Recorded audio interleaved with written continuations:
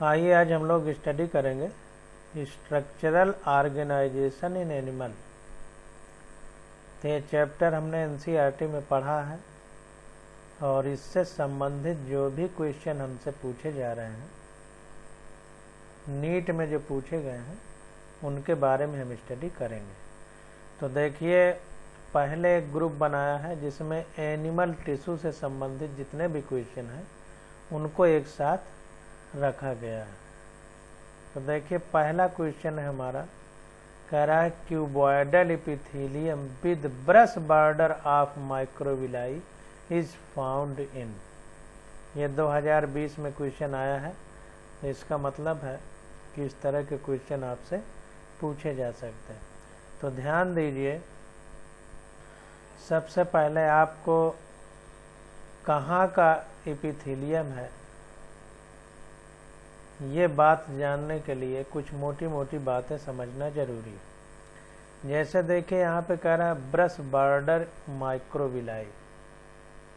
तो माइक्रोविलाई आ रहा है, तो माइक्रोविलाई किसी भी सरफेस के एरिया को बढ़ा देते हैं। हमने आपको बताया था, जैसे आंत में हमारे माइक्रोविलाई पाए जाते हैं। तो जैसे आंत की दीवार ये है या कोई भी दीवार हो और उसमें ऐसे ऐसे ये माइक्रोविलाई पाए जाते हैं, इधर भी पाए जाएंगे और इस दीवार में भी ऐसे ऐसे पाए जाते हैं। तो ये क्या होता है, ये सरफेस एरिया को बढ़ा देते हैं। जैसे कोई कागज़ है, उसको ऐसे ऐसे मोड़ दिया जाए और उसको खींच दिया जाए तो बहुत लंबा हो जाएगा, यानी ज़्यादा एरिया को कम जगह में रखा गया। तो माइक्रोविलाई हो गया। फिर ब्रश बॉर्डर है। ब्रश बॉर्डर मतलब इसमें जैसे हमारा ब्रश होता है वैसे हल्के हल्के वो निकले हो। तो इसको ध्यान दीजिए कि कहीं भी जहाँ पर कोई चीज़ का बहाव होता है, तो जब बहाव होता है तो आपने देखा होगा नदी के किनारे छोटे छोटे पौधे ऐसे निकलते हैं, धागे जैसे उनमें संरचनाएं निकलती हैं। तो इसी से बस आप लोगों को ध्यान रखना है कि चूंकि ब्रश बॉर्डर है तो जाहिर सी बात है कि माइक्रोविलाई शब्द भी है और ब्रश बॉर्डर भी है। तो ये ऐसी जगह पे पाई जाएगी जहाँ पे किसी चीज़ का बहाव होता हो। तो देखिए, proximal convoluted tubule of nephron. तो नेफ्रॉन की बात हो रही है, नेफ्रॉन किडनी में पाई जाती है। तो जाहिर सी बात है कि वहाँ पर यूरिन का बहाव होता है, इसलिए ब्रश बॉर्डर माइक्रोविलाई वाली क्यूबॉइडल एपिथेलियम हमको कहाँ मिलेगी, proximal convoluted tubule of nephron. तो इस तरह से हम लोग बातों को समझेंगे। देखिए, लाइनिंग ऑफ इंटेस्टाइन भी है, यहाँ नहीं होगा। क्यों? क्योंकि यहाँ पर किसी तरल पदार्थ का बहाव नहीं। अगर ब्रश बॉर्डर ना होता तो हम इसको सोच सकते थे। तो इसलिए कैसे हमको कहाँ के एपिथेलियम के बारे में दिमाग में सेट करना है, ये बात आपको समझना है। हवा में नहीं कोई आंसर दिया जाता, ना हवा में हमको कोई चीज़ याद करना है। याद भी करना है तो दिमाग लगा करके। और देखिए, क्यूबॉइडल एपिथेलियम है तो क्यूब लाइक स्ट्रक्चर है। तो जाहिर सी बात है कि घन जो होता है, हमारा क्यूब जो होता है, वो भी सरफेस एरिया को बढ़ाएगा। तो इस प्रकार से हम लोगों को आंसर देना है। तो पहले का सी विकल्प हमारा करेक्ट हो जाएगा। देखिए, इसमें लिखा है the cuboidal epithelium is composed of a single layer of tube like cell which is commonly found in duct of glands and tubular part of nephron in kidney. तो कोई ग्लैंड की डक्ट है, तो देखिए ग्लैंड है तो वहाँ से भी कुछ न कुछ सिक्रीशन होता है। ट्यूबुलर पार्ट है नेफ्रॉन का, वहाँ भी यही स्थिति है। Main function are secretion and absorption. तो ये क्यूबॉइडल एपिथेलियम जो है हमारी, इसका मेन फंक्शन क्या है, सिक्रीशन और एब्जॉर्प्शन।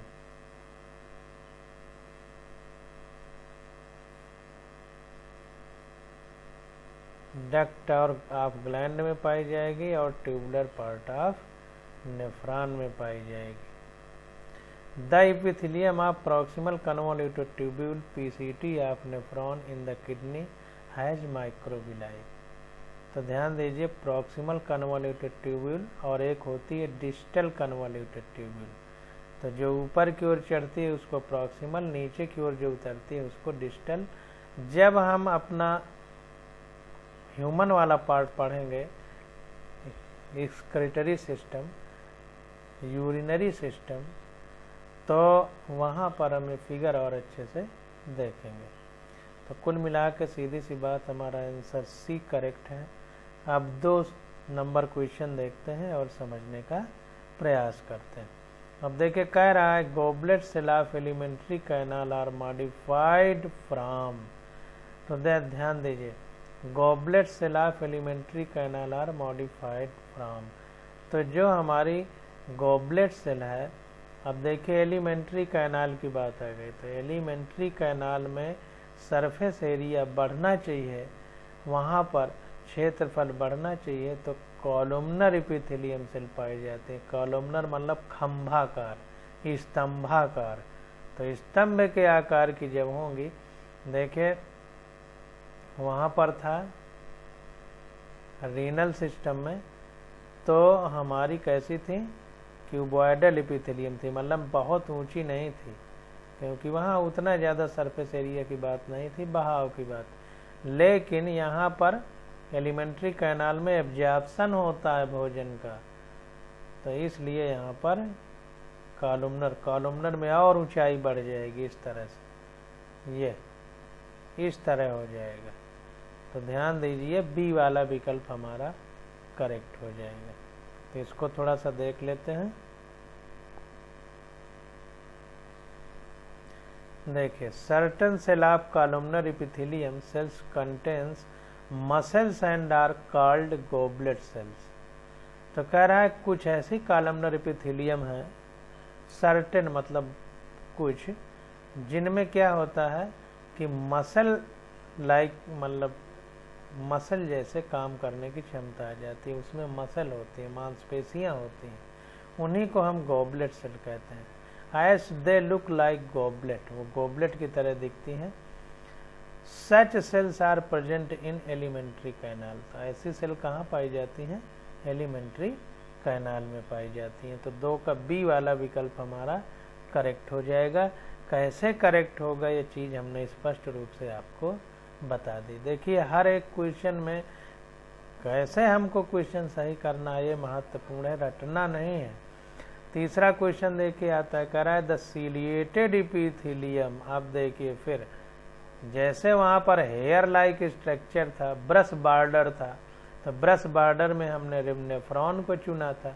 अब यहाँ पर सीलिएटेड एपिथेलियम है, सीलिया पाए जाते हैं, मतलब छोटे छोटे धागे जैसे समझना है। तो जाहिर सी बात है कि यहाँ पर जो बहाव होगा वो पानी से हल्का होगा, तो हवा का बहाव होना चाहिए, हवा का। तो यहाँ पर देखिए the ciliated epithelium cells are required to move particles are mucus in a specific direction. In human these cells are mainly present in। तो अब देखिए यहाँ पर खुद ही बता रहा है कि required to move particular mucus। Mucus मतलब लसलसा तरल पदार्थ या फिर कोई छोटा सा पार्टिकल। तो छोटे पार्टिकल में हमारा स्पर्म भी आ जाता है, ओवम भी आ जाता है, अंडाणु और शुक्राणु यानी ये भी आ जाते हैं। तो जाहिर सी बात है कि सीलिएटेड एपिथेलियम जहाँ पर म्यूकस का बहाव होगा वहाँ पर होगा या हवा का बहाव होगा। तो देखिए म्यूकस का बहाव फेफड़ों में होता है और हवा का भी बहाव फेफड़ों में होता है, और म्यूकस का बहाव फैलोपियन ट्यूब में होता है, जहाँ पर शुक्राणु अंदर जाता है फैलोपियन ट्यूब में, या फिर अंडाणु हमारा ओवम से निकल करके फैलोपियन ट्यूब में आता है। इसलिए 3 का ए विकल्प हमारा करेक्ट हो जाएगा। तो कौन सा ऑप्शन करेक्ट होगा, कैसे करेक्ट होगा, ये चीज़ आपको स्पष्ट रूप से समझ में आ गई। तो देखिए 3 का ए विकल्प हमारा करेक्ट हो गया। अब अगला क्वेश्चन देखते हैं, चौथा नंबर। तो देखिए चौथे नंबर क्वेश्चन में कह रहा है कि match the following cell structure with its characteristic feature. कह रहा है हमें 4 विकल्प दिए गए हैं, इनको मैच करना है इनके कैरेक्टरिस्टिक फीचर के हिसाब से। तो देखिए इसमें इसको देखते हैं।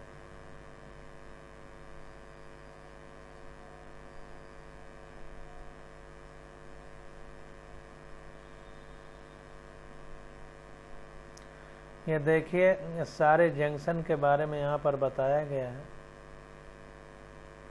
ये 2019 में ओडिशा नीट में क्वेश्चन आया हुआ है। तो क्वेश्चन तो अभी ज़्यादा पुराने नहीं हैं, सब लगभग नए हैं। तो देखिए सी विकल्प इसका करेक्ट है। तो यहाँ पर मैच हमको करना है, तो ए का थर्ड हो जाएगा। इसको देख लेते हैं थोड़ा। 4 का सी विकल्प ही करेक्ट है। तो इसको मैच करके हम लोग देखते हैं। तो इन चीज़ों को आप लोगों को याद करना है। जैसे ए का थर्ड विकल्प हमारा करेक्ट है। तो यहाँ पर देखिए, तो सारी मैचिंग को हम लोगों को एक साथ समझना है। तो अब जो चैप्टर आपने पढ़ा एनसीईआरटी में, उसमें तो ये क्वेश्चन दिए नहीं गए क्योंकि कोर्स कम कर दिया गया है। पुरानी एनसीईआरटी में थे, फिर भी हम किए ले रहे हैं। और जो आपकी एनसीईआरटी में ना हो उसको आप लोग मत करिएगा। तो देखिए जैसे टाइट जंक्शन कह रहा है, तो टाइट जंक्शन इसके नाम से ही जैसा पता है कि बहुत टाइट किसी चीज़ को बांधा जाता है जकड़ के, वैसे टाइट जंक्शन है। तो establish a barrier to prevent leakage of fluid across epithelial cell. तो देखिए याद करने का हम तरीका बता रहे हैं कि कोई पानी का बहाव ट्यूब से हो रहा हो, जैसे समरसेबल चल रहा हो, तो पानी के बहाव को इतना आसानी से आप नहीं रोक सकते जब तक टाइट नहीं बांधेंगे। तो टाइट जंक्शन यहाँ पर लीकेज हो फ्लूइड का। तो establish a barrier to prevent leakage of fluid across epithelial cell. तो वहाँ पर टाइट जंक्शन पाया जाता है। ऐसे आप लोग बारीकी से याद कर लीजिए। बी का फर्स्ट विकल्प हमारा करेक्ट है। तो बी में देखते हैं एडहरिंग जंक्शन। एडहरिंग का मतलब आपस में चिपका हुआ। तो cement neighbouring cells together to form sheet. तो ध्यान दीजिए, हम सीमेंट का उपयोग कब करते हैं? जब 2 ईंट को जोड़ना होता है, तो 2 ईंट के बीच में सीमेंट लगा दी जाती है। तो एडहरिंग जंक्शन हमारा cement neighbouring cells together to form sheet. जो बगल वाली पड़ोसी सेल है उसको आपस में एक सीट के फॉर्म में जोड़ देता है। तो एडहरिंग जंक्शन में फर्स्ट विकल्प हमारा करेक्ट हो जाएगा। देखिए जैसे बता रहे हैं वैसे दिमाग लगा के अगर आप याद करेंगे तो किसी भी प्रकार की कोई समस्या नहीं आएगी। अब सी का 4 विकल्प हमारा करेक्ट है। इसको देखते हैं। तो देखिए यहाँ पे लिखा है गैप जंक्शन। इसका मतलब है कि बीच में गैप होगा। तो cytoplasmic channels to facilitate communication between adjacent cell. तो एडजेसेंट का मतलब अगल बगल वाली। तो अगल बगल वाली सेल हो और साइटोप्लाज्मिक चैनल हो, कुल मिला करके वहाँ से साइटोप्लाज्म एक तरह से फ्लूइड है, तो उसके चैनल की बात हो रही है। तो जाहिर सी बात है उस जंक्शन में गैप होगा। तो गैप होगा, गैप का मतलब ये है कि जो अगल बगल वाली सेल है उसके बीच में साइटोप्लाज्मिक चैनल है, यानी फ्लूइड का बहाव है। तो जाहिर सी बात है गैप है तभी तो फ्लूइड बह जा रहा है। अगर टाइट बंधा होता तो फ्लूइड का लीकेज ही नहीं हो रहा था, और गैप है तो फ्लूइड वहाँ पर बह पाएगा। तो cytoplasmic channels to facilitate communication between adjacent cell. तो इस प्रकार से आप लोग याद रखिए। अब आ जाता है साइनेप्टिक जंक्शन। तो साइनेप्टिक जंक्शन में हमारा सेकंड विकल्प करेक्ट है। तो साइनेप्टिक जंक्शन जो होता है वो न्यूरॉन्स में पाया जाता है। तो synaptic junction transmitted information together chemical to another cell.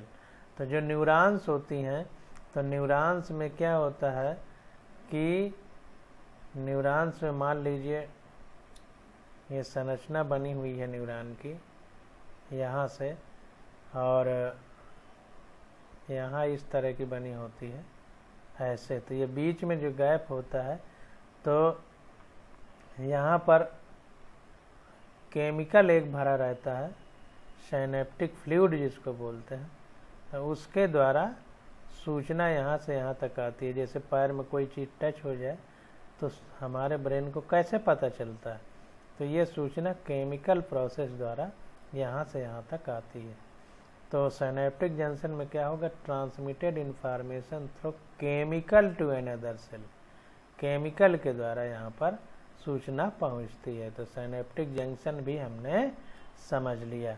तो इस प्रकार से 4 का सी विकल्प हमारा करेक्ट हो जाता है। एक एक चीज़ को हमने स्पष्ट रूप से समझ लिया।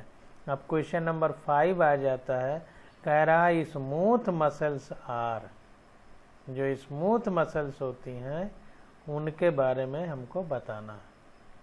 तो देखिए स्मूथ मसल जो होती हैं, रेखित और अरेखित पेशियां हम लोग पढ़ते थे, तो अरेखित वाली स्मूथ मसल कहलाती हैं।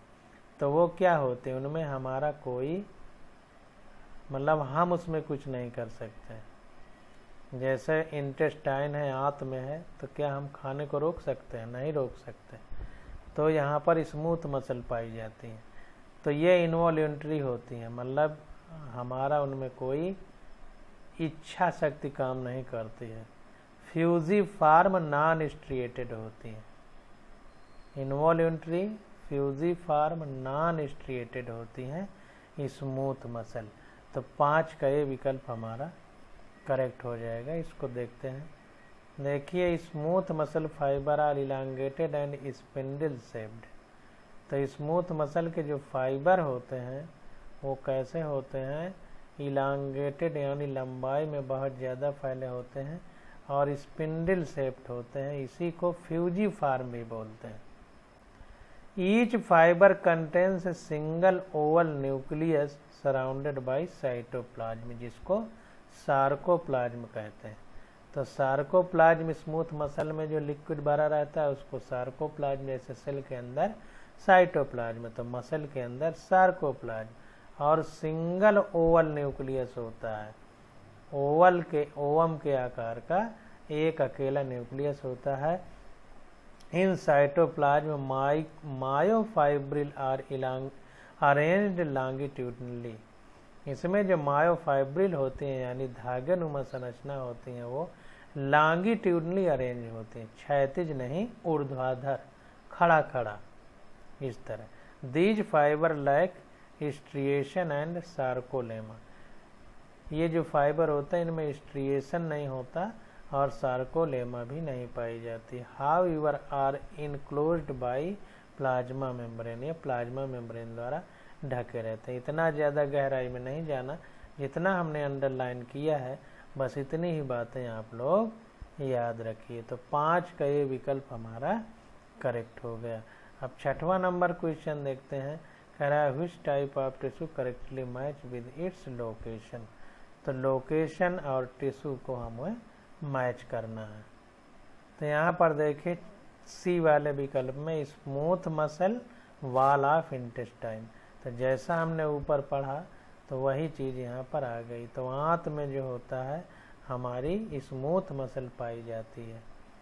अनैच्छिक पेशियाँ, अनैच्छिक तो बहुत है, हार्ट वाली भी अनैच्छिक है, उसमें भी इच्छा शक्ति काम नहीं करती, अरेखित कह सकते हैं।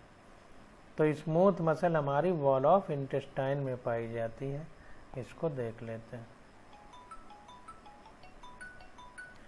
तो देखिए यहाँ पर भी जो एपिथेलियम है उसको हम लोग बहुत आराम से समझेंगे तो बात समझ में आएगी। जैसे नोज टिप है, नाक है हमारी, तो ऐसे पकड़ के हम मोड़ते हैं तो बड़ी आराम से मुड़ जाता है। इसका मतलब है कि यहाँ पर इलास्टिक कार्टिलेज है। इलास्टिक का मतलब जैसे प्लास्टिक मुड़ जाती है, लचीली होती है, वैसे इलास्टिक का मतलब लचीला होता है। तो नोज टिप पे हमारी इलास्टिक कार्टिलेज होगी। Simple columnar epithelium lined the stomach.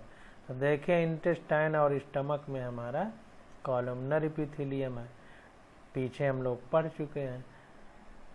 Tendon is white fibrous connective tissue. जो टेंडन होता है हमारा, स्नायु जिसको कहते हैं, वो सफ़ेद और फाइब्रस कनेक्टिव टिश्यू होता है। कनेक्टिव इसलिए क्योंकि दो चीज़ को आपस में जोड़ता है। Posterior part of intestine has single unit smooth muscle. अब देखें इंटेस्टाइन में स्मूथ मसल पाई जाती है, ये भी पीछे पड़ चुके हैं। Which all fibre of muscle contract simultaneously as single unit. तो जो हमारी इंटेस्टाइन में स्मूथ मसल पाई जाती है उसके जो फाइबर होते हैं मसल के वो साइमल्टेनियसली सिंगल यूनिट उसकी कॉन्ट्रैक्ट होती है यानी सिकुड़ती है। तो 6 का सी विकल्प हमारा करेक्ट हो जाएगा। 6 का सी हमारा करेक्ट हो गया। अब 7 नंबर क्वेश्चन आ जाता है। देखिए जो पीछे हम लोग क्वेश्चन पढ़े थे सेम वही चीज़ यहाँ पर पूछा जा रहा है। पूछ रहा है गैप जंक्शन H2, तो फंक्शन ऑफ गैप जंक्शन। तो जहाँ पर गैप होता है वहाँ पर फ्लूइड का प्रवाह हो जाएगा, क्योंकि जब गैप है तो जाहिर सी बात है कि लीकेज वहाँ होगा। इस तरह हमने आपको बताया था। तो 7 का डी विकल्प हमारा करेक्ट है। Facilitate communication between adjoining cell by connecting the cytoplasm. ऐसी बात है साइटोप्लाज्म लिक्विड है तो इसी से कनेक्शन होगा, यही बहेगा क्योंकि गैप है। For rapid transfer of ions small molecules and some large molecule. तो गैप जंक्शन है, इसका मतलब दो चीज़ों के बीच में गैप है, तो एक जगह से दूसरी जगह सामान को कैसे भेजा जाएगा, तो पानी में बहा कर भेजा जाएगा। तो साइटोप्लाज्म भरा रहेगा, वहीं से रैपिड ट्रांसफ़र होगा किसका, आयन का हो सकता है या स्मॉल मॉलिक्यूल छोटे अणुओं का हो सकता है और कुछ बड़े अणुओं का सम लार्ज मॉलिक्यूल्स। तो 7 का डी विकल्प हमारा करेक्ट हो जाएगा। देखिए लिखा हुआ most cell in animal tissue with the exception of a few terminally differentiate cells such as skeletal muscle cell and blood cells are in communication with their adjoining cell via gap junction. तो कह रहा है कि ज़्यादातर जीवों में cell gap junction के द्वारा आपस में कम्युनिकेट रहती हैं, कुछ अपवाद को छोड़ करके, जैसे फ्यू टर्मिनली डिफरेंशिएट सेल जैसे कि स्केलेटल मसल, कंकाल तंत्र की मांसपेशियां, एंड ब्लड सेल्स और खून की कोशिकाएं। At the place where gap junction is present membrane of two adjacent cells are separated by a uniform narrow gap about 2 to 4 nanometre. कह रहा है जहाँ पर गैप जंक्शन होता है वहाँ पर जो दो हमारी एडजेसेंट सेल होती हैं यानी अगल बगल वाली, उनके बीच बहुत सकरा गैप होता है, लगभग 2 से 4 नैनोमीटर का। ध्यान दीजिए नैनोमीटर बहुत छोटी यूनिट होती। कह रहा है the gap is spanned by channel forming protein called connexin. तो कॉनेक्सिन प्रोटीन का चैनल उन गैप के बीच में होता है, which allow inorganic ions and other small water soluble molecule to pass directly from cytoplasm of one cell to cytoplasm of other cell. तो जो हमारी कॉनेक्सिन प्रोटीन होती है ये क्या करती है, जो इनऑर्गेनिक आयन है और कुछ सम वाटर सॉल्युबल मॉलिक्यूल हैं जो पानी में घुलने वाले अणु हैं या कण हैं, वो डायरेक्टली साइटोप्लाज्म द्वारा एक सेल से दूसरी सेल में पास हो जाते हैं। तो ये गैप जंक्शन के बारे में हम लोगों ने पढ़ा। अब क्वेश्चन नंबर 8 आ जाता है, इसके बारे में हम लोग समझते हैं। कह रहा है choose the correctly match pair. तो ये मैच पेयर हमको करेक्ट कौन है चूज करना। तो यहाँ पर देखिए 8 का सी विकल्प हमारा करेक्ट है। जो एरियोलर टिश्यू है या लूज कनेक्टिव टिश्यू होता है, जाहिर सी बात है एरियोलर को एयर से समझिए। तो एयर जहाँ पर है तो वहाँ पर हमने पढ़ा है जैसे एलियोलाई में यहाँ पर सीलिया पाए जाते थे। सीलिया हवा में हल्के हल्के उड़ते थे और म्यूकस को भी एक स्थान से दूसरे स्थान पर ले जाने के लिए काम करते थे। तो loose connective tissue areolar tissue से संबंधित है। इस तरह से आप याद कर सकते हैं और इसको डिटेल में हम थोड़ा सा पढ़ेंगे तो और बात हमको क्लियर पता चलेगी। तो देखिए areolar tissue is the most widely distributed loose connective tissue in the body. Tendon is a type of dense connective tissue. जो टेंडन होता है हमारा वो डेंस कनेक्टिव टिश्यू है, यानी घना। Adipose tissue is a fat storing loose connective tissue. जो हमारा एडिपोज टिश्यू है ये fat containing loose connective tissue है। जैसे आपने बैल के देखा होगा, पीठ में बहुत ऊंचा वो बन जाता है और लचीला होता है, लूज होता है, तो ये हमारा लूज कनेक्टिव टिश्यू होगा, एडिपोज टिश्यू, जहाँ पर फैट जमा होगी। ऊंट के देखा होगा आपने पीठ में, तो वो एडिपोज टिश्यू होती है। And cartilage is specialised connective tissue, और कार्टिलेज एक स्पेशलाइज्ड कनेक्टिव टिश्यू। तो कुल मिला के एरियोलर टिश्यू जो है हमारा ये लूज कनेक्टिव टिश्यू है। तो 8 का सी विकल्प हमारा करेक्ट हो जाएगा। अब 9 नंबर क्वेश्चन देखते हैं, कह रहा है choose the correctly match pair. तो देखिए 9 का सी विकल्प हमारा करेक्ट है। ट्यूबुलर पार्ट ऑफ नेफ्रॉन में क्यूबॉइडल एपिथेलियम पाया जाता है। हमने पीछे पढ़ चुका है कि इंटेस्टाइन में कॉलमनर और नेफ्रॉन में क्यूबॉइडल एपिथेलियम पाया जाता है, क्योंकि जहाँ पे ज़्यादा एब्जॉर्प्शन होगा तो एपिथेलियम और ज़्यादा सरफेस एरिया बढ़ा देती है। तो इंटेस्टाइन में और ज़्यादा एब्जॉर्प्शन होता है तो वहाँ स्तंभाकार या कॉलमनर एपिथेलियम पाई जाती है, और जो नेफ्रॉन है इसमें एब्जॉर्प्शन कुछ कम होता है तो स्तंभ और कम ऊंचा रह जाता है, तो क्यूब लाइक बचता है। तो क्यूबॉइडल एपिथेलियम यहाँ पर पाई जाती है ट्यूबुलर पार्ट ऑफ नेफ्रॉन। तो 9 का सी विकल्प हमारा करेक्ट हो जाएगा। और जो करेक्ट मैचिंग है उसके बारे में हम लोग समझ लेते हैं। देखिए inner lining of salivary duct, जो inner lining of salivary duct है यहाँ पर सिंपल क्यूबॉइडल एपिथेलियम पाया जाता है। सिंपल क्यूबॉइडल सैलिवरी ग्लैंड है जहाँ पर, वहाँ भी देखिए सलाइवा का सिक्रेशन होता है और एब्जॉर्प्शन कम होता है, इसलिए cuboidal epithelium. Most moist surface of buccal cavity, जो बक्कल कैविटी हमारी मुख गुहा है, मुंह के अंदर वाली कैविटी है, यहाँ पर नमी बनी रहती है इसलिए मॉइस्ट लिखा है। तो moist surface of buccal cavity.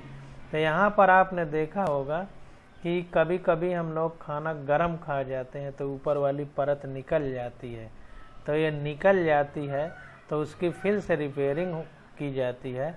तो यहाँ पर non keratinized stratified squamous epithelium पाया जाता है। नॉन कीरेटिनाइज्ड, इसमें कीरेटिन, देखिए कीरेटिन हमारे बाहरी जो खुली हुई सतह है वहाँ पर कीरेटिन की बात करेंगे। जैसे हमारी स्किन है बाहर की स्किन है तो इसमें कीरेटिन की बात करेंगे, और अंदर की स्किन जहाँ पर फ्रिक्शन होगा, घर्षण, वहाँ पर नॉन कीरेटिनाइज और स्ट्रैटिफाइड की बात करेंगे। जहाँ फ्रिक्शन होगा तो हम भोजन को चबाते हैं, चबा करके निगलते हैं तो वहाँ पर फिसलन होती है, घिसाव होता है, तो स्ट्रैटिफाइड स्क्वैमस। स्क्वैमस शब्द जहाँ फ्लैट एकदम चपटी सेल पाई जाए कि चिकनाहट बढ़िया बनी रहे, जगह ज़्यादा मिले, चिकनाहट हो, तो स्क्वैमस एपिथेलियम पाई जाएगी। तो moist surface of buccal cavity में non keratinized stratified squamous epithelium.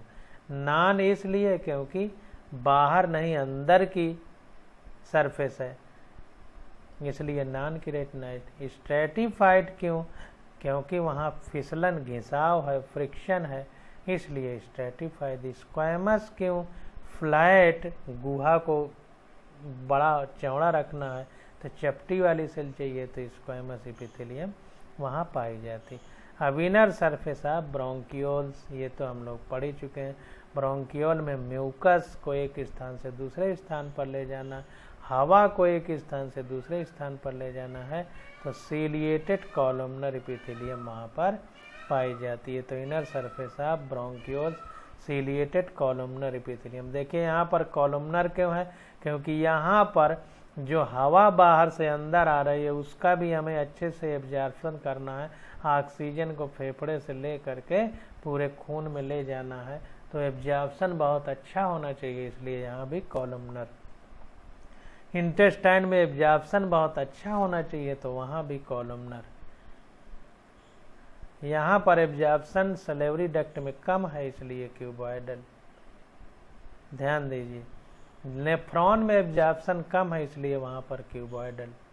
तो बात को समझिए, कहाँ कॉलमनर है, कहाँ क्यूबॉइडल है, कहाँ सिलिएटेड है। अगर हमारी बात को आप सही से समझेंगे तो सारे क्वेश्चन आप बड़े आराम से कर सकेंगे। अब क्वेश्चन नंबर 10 आ जाता है। कह रहा है identify the tissue shown in the diagram and match with its characteristic and its location. तो ये देखिए स्केलेटल मसल का हमारा एग्जाम्पल है, ये स्केलेटल मसल है।